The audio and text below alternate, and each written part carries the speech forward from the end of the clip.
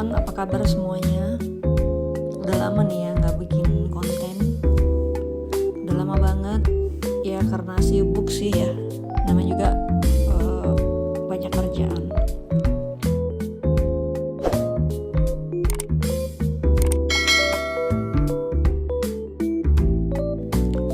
Sedikit kena mental. Jadi nggak ada waktu buat bikin konten-konten. Well, kita nggak ngebahas itu di sini. Kita akan ngebahas gaji pertama di Australia. Jadi pertama kali saya datang ke Aussie itu hampir semua orang ya, baik orang lokal sini yang bule maupun pendatang, itu mereka bilang kalau kerja di Aussie itu harus ada orang dalam.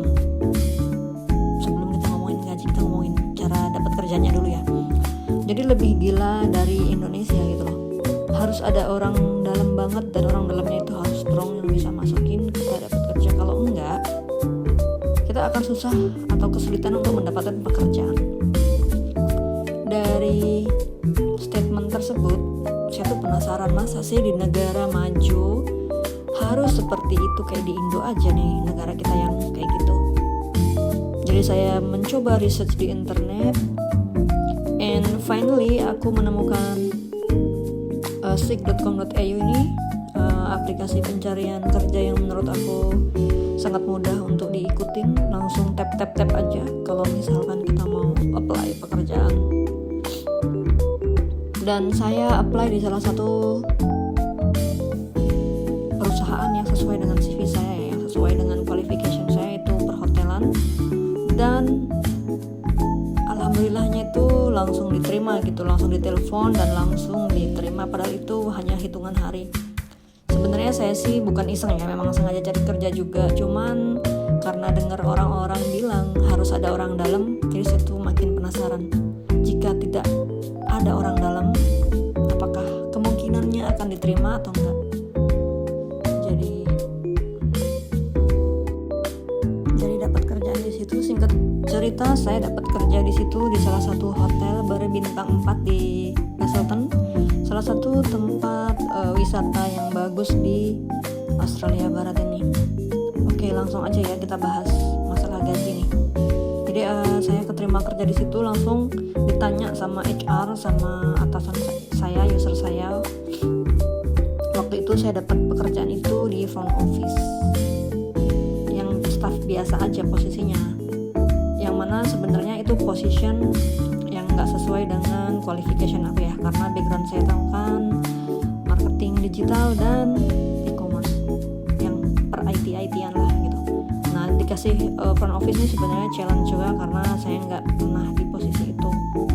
Well, karena ini posisi yang ada dan menurut aku oke-oke aja, paling nggak aku udah ngerti hotel tuh kayak apa. Lalu saat ditanya sama HR, sama HRD, sama user saya, sama manajer saya tuh mau minta gaji berapa saat disodorin kontrak, saya bilang nggak minta gaji berapa-berapa, ngikutin rule yang berlaku aja, karena saya memang baru mau kerja di Aussie saat itu dan tidak punya experience di Aussie. Jadi saya ngikut aja. Kalau saya udah expert, kalau saya udah keren, saya pasti akan minta gaji yang sesuai. Jadi mereka ngerasa, oh bagus, niatnya bagus gitu. Nah, jadi offernya saat itu adalah berikutnya. Di hari biasa itu offernya 24, ini gaji yang sangat-sangat minimum di sini. Standar UMR-nya sinilah paling standar gitu. Padahal biasanya orang tuh dapat 29, 30. Nah, ini aku di offer 24 aja dan aku oke-oke aja. Karena memang belum punya experience. Jadi kalau weekend, Saturday sama Sunday itu gajinya udah beda ya. Kalau Saturday 30, Sunday 36, dan kalau public holiday 54. Itu saya oke-oke aja. 24 per jam. Itu sehari kerja 8 jam, seminggu kurang lebih 40 jam, jadi seminggu itu kurang lebih dapat gaji 900-an. Oke. Well, lalu ini slip gajinya. Kalian lihat slip gaji aku di sini dapat 915. Itu per minggu ya. Dan karena saat itu saya ngetik, maksudnya checklist teks statementnya tax file number declaration-nya itu salah tip, jadi saya kena pajak itu di sini gede banget nih, 297 loh. Ya kurang lebih mau 30% itu kalau nggak salah. Gede banget menurut aku ya. Karena kalau pada saat kita mengajukan form SPT-nya sini itu kita harus checklist yang residence, bahwa saya orang yang memang tinggal di sini gitu. Tapi kalau saya tiknya itu yang foreigner, ya gini nih, dimasukin dah aku di situ foreigner, jadi gede teksnya. Gaji yang dari 915 dikurangi tax 297, jadinya take home pay-nya itu 618 seminggu. Ya itu termasuk kecil ya, dengan gaji 24 per jam itu kecil. Orang-orang biasanya dapat gaji itu 29, 30 atau lebih gitu per jamnya. Terus ya gitu, aku dapat 600-an anggaplah ya, selama aku harus memperbaikin dulu tax declaration-nya ini. Selama aku masih checklist-nya yang foreigner ya gitu. Nah, kebanyakan orang-orang itu rata-rata ya kerja di sini yang umum, yang dengan gaji biasa-biasa aja itu dapatnya sekitar 800 sampai 1000 per minggu. Itu nggak terlalu yang hebat atau luar biasa ya dengan gaji segitu di Australia. Apalagi dengan gaji saya ini. Kalau dengan gaji saya ini hidup di Australia itu nggak terlalu yang hebat gitu, yang biasa aja. Karena biaya hidup di sini itu sangat tinggi dan apa-apa serba mahal, jadi punya gaji segitu di Australia itu memang bukan gaji yang wow, especially dengan gaji aku ini ya. Biasanya orang yang pertama datang ke Aussie itu mereka tidak hanya kerja di satu tempat. Jadi kalau malam mereka kerja di mana, paginya kerja di mana. Biasanya kalau malam mereka akan kerja yang lebih santai sih, yang kayak part time gitu. Karena ya memang kurang bisa nabung ya kalau misalkan gajinya kecil kayak gitu. Biaya hidup di Aussie di tempat aku tinggal itu kira-kira sekitar 1.500 sampai 2.000 per bulannya ya. Dengan kos-kosan per minggu itu kurang lebih 150-an atau 200 gitu. Jadi kalau gaji kamu 4.000 per bulan, terus kamu bisa menghabiskan biaya hidupnya itu 2.000, berarti sisanya 2.000. Itu kalau gajinya 4.000 loh ya. Untuk mendapatkan gaji 4.000 itu juga nggak semua orang dapat juga gitu. Contoh kayak gaji saya yang terpapar di slip gaji itu, gaji aku 600 kan. Jadi itu 600 dikali 4 sama dengan 2.400. Kalau biaya hidupnya itu 1.500, tinggal 900. Kalau biaya hidupnya itu 2.000, tinggal berapa? Habis. Makanya banyak orang yang kerja di sini itu kerja banget, kayak lembur gitu. Karena uang lembur akan lebih ya. Di atas 8 jam, di atas 10 jam, di atas 12 jam itu semua uangnya beda-beda. Kebanyakan orang memang kerja selalu lembur atau kerja lain di tempat lain. Karena kalau dengan gaji yang segitu, kamu gak akan bisa kemana-mana. Percuma kayak tinggal atau bekerja di luar negeri, dapatnya gak banyak nabungnya gitu.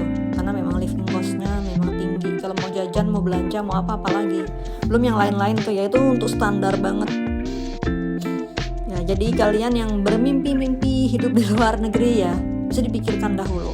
Kecuali kamu memang dapat pekerjaan yang sesuai dengan passion kamu, sesuai dengan expertise kamu, yang kamu suka, yang kamu happy, dan kamu digaji gede. Yes, tentu saja.